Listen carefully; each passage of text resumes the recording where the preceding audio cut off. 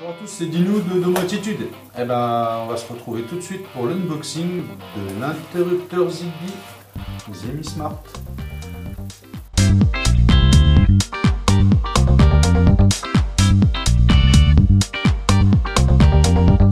Et voilà, l'interrupteur Zigbee Zemismart, compatible Zigbee.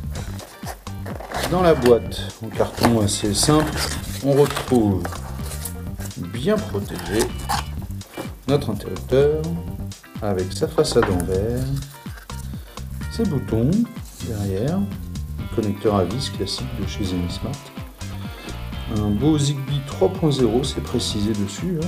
Là, on ne peut pas faire semblant, et les vis, un mode d'emploi en anglais qui nous rappelle comment on fait nos rapprochements, des puissances qui vont bien.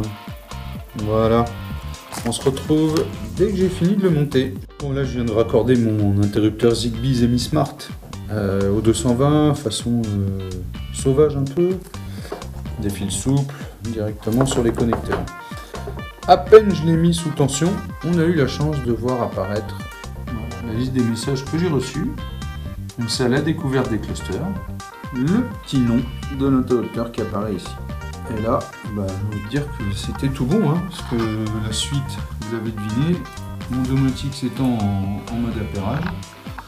Je clique ici, ça m'allume et ça m'éteint ma lumière pour le premier, ici.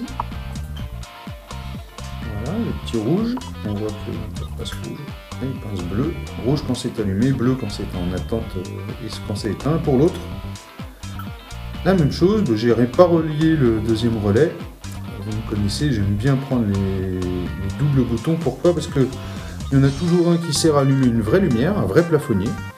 Et le second, je m'en sers comme contrôleur de scène dans Domotique. Le développement avec la Zigbee, ça fait un relais, ça fait un interrupteur à niveau dimmable. C'est pas vrai, ici c'est pas dimmable, c'est que on-off. Il y aura une petite modif à faire sur l'interrupteur, il faudra le passer de dimmer à on-off, alors on va le faire ensemble. Voilà, il suffit d'aller dans l'onglet interrupteur ici. Je commence à en avoir un paquet. On a ici notre relais qu'on vient de créer, voilà, qui allume et qui éteint la lumière. Vous voyez ici c'est un dimmable. Alors le dimmable fonctionne, hein. C'est juste que le pourcentage ne fonctionne pas lui. Voilà, si je fais plus moins, ça ne fait pas varier. Comme je veux juste un on-off, j'ai cliqué sur modifier. Ici, au lieu de choisir dimmer, je choisis on-off. Je sauvegarde. Ça me change pour une ampoule. Voilà, les interrupteurs reviennent tous. Et voilà. Il n'y a plus qu'à lui trouver un petit nom et à l'installer comme je le veux. L'interrupteur Zigbee Zemismart, 2 interrupteurs est branché. Alors bon, il lui faut la phase et le neutre, quoi qu'il arrive, pour qu'il fonctionne, il ne fonctionne pas qu'avec la phase. Ce qui veut dire que sur mon installation, il a fallu que je bricole un peu, que j'enlève quelques fils, que j'en rajoute, enfin, voilà.